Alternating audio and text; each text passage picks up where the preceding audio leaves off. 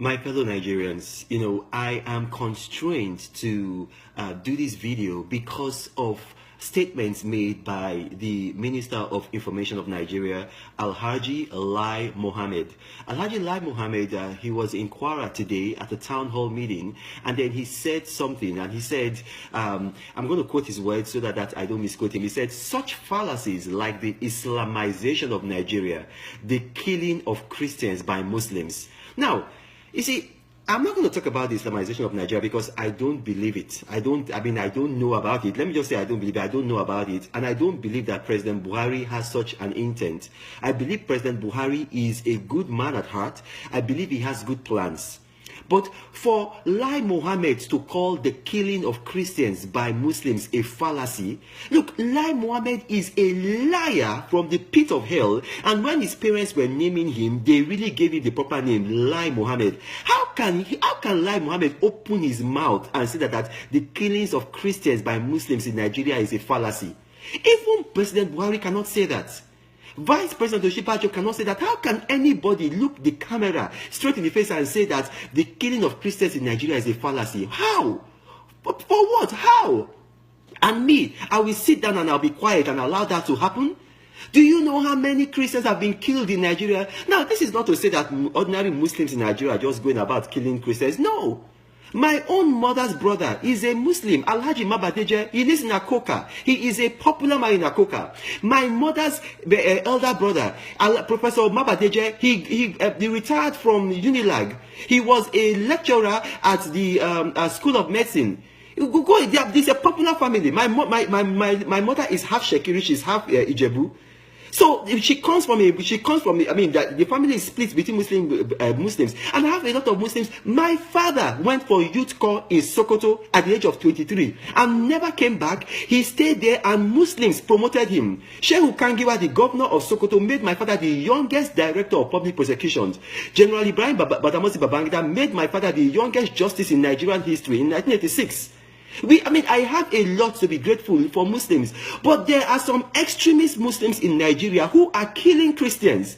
And then for the government to wake up and then that Lai Mohammed with that is lying mouth to come and say that the killings of Christians by Muslims in Nigeria is a fallacy, that is a big lie. And President Buhari should sack that man.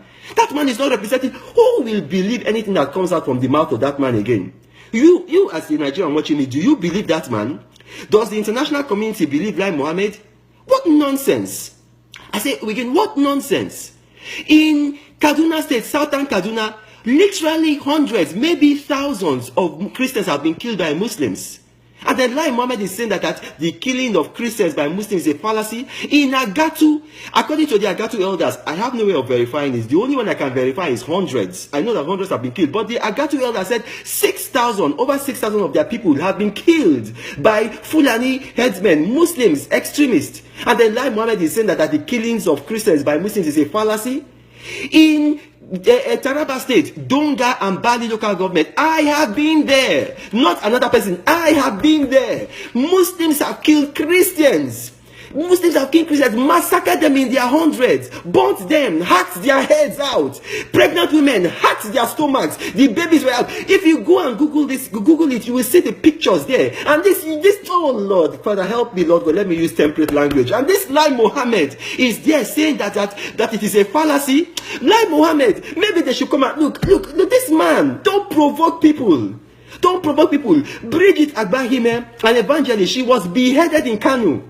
On Facebook, one of the people that she taught by Sunday school, because she was a Sunday school teacher and later she was in Deeper Life, he came and gave a testimony on my Facebook wall. Go to my Facebook wall. This was a woman who taught him at Sunday school. She was beheaded. By who? Was it Renan Mokri that went to Kanu to behead her? Who beheaded her? It was radical extremist Muslims in Kanu that beheaded her. After beheading her, they were taking pictures of us. They were beheading her. They uploaded the pictures on Facebook. Google it. And then this Lai Mohammed, this liar, Lai Mohammed is coming to say that the killings of Christians by Muslims is a fallacy.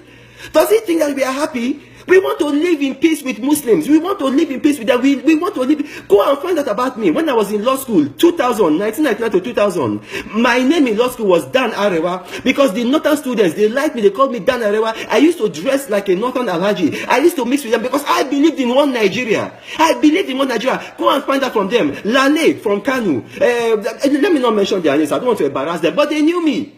I am a nationalist, but I am not going to sit down and accept these lies from Lai Mohammed.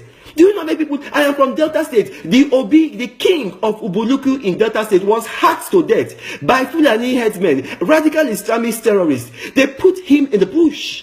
He was there decomposing. Decomposing. Can you imagine that? How many hundreds of people? The only state in Nigeria where Fulani headsmen are not killing people is Ekiti State. And do you know why? Because they have a governor who is alive to his responsibilities. No matter what you say about Ayo Fayose, his people know that he will always protect them. Look at what is happening in Nigeria. In a state like Kaduna, that man, that notorious liar, Nasser El-Rufai, people were being killed in his state and he calls himself a governor.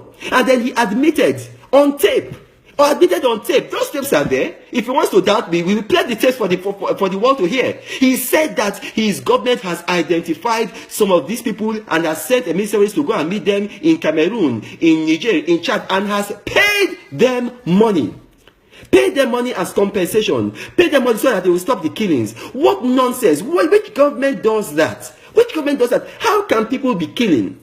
And then you know they are killing, and then you go and meet them. Instead of you to arrest them, you are saying that you are paying them money. If they are out of your country, then you involve Interpol, international police. What nonsense. Are we going to be living like this in our country? Are we going to be made second-class citizens in our own country? You think about it. In my state, my own wife's brother, not another person, my wife's brother was kidnapped by Fulani headsmen, radical Fulani headsmen. Go and investigate it if you think I'm lying. I have suffered it personally in my family, and this liar, this lie Mohammed is coming to say that Christians are not being killed by Muslims. I'm a pastor. I have a congregation. When we were in Abuja, we were worshiping. We had to have security at the gate. Security. They will frisk you. They have this metal detector. They will frisk you because people were being killed. In Adamawa State, people were meeting at Deeper Life Church. They came with guns, shot people from the window. And who shot them? Was it other Christians that shot them? Since I have been born, I have never heard that Christians have gone to go and raid a mosque, or they have gone to go and raid a place where Muslims are praying. And I look at this man, instead of it to say, okay, we are sorry. As a government, we take responsibility. We are doing all we can to solve this. We are coming to say that such fallacies like the Islamization of Nigeria, the killings of Christians by Muslims. I'm not talking about Islamization of Nigeria here. I don't know about that. I'm not talking about that. I can only talk about what I know. What I know is that Muslims, radical extremist Muslims, are killing Christians. Seriously. Right there in Kuba. Kuba is 15 minutes drive from Aso Rock. Pastor Eunice Elisha was killed after she had finished preaching the word of God. Till today, have they caught the people that killed her? Meanwhile, the man who named his dog Buhari, they have arrested him. He's been tried. He's been prosecuted. He was sent to prison. What nonsense. How can we be living in this country like this? How will we be living in this country like this? And then you there, you are a Christian, you are sitting down there in your church, and then you are doing financial breakthrough, miracles. Your brethren are being killed. Your brethren are being killed. Do you know that if one Muslim is killed by a Christian, one Muslim is killed by a Christian, do you think that there will be peace? Do you think that they will sit down? They love themselves more than we. We don't love ourselves. If not, this rubbish would not have been allowed to take place.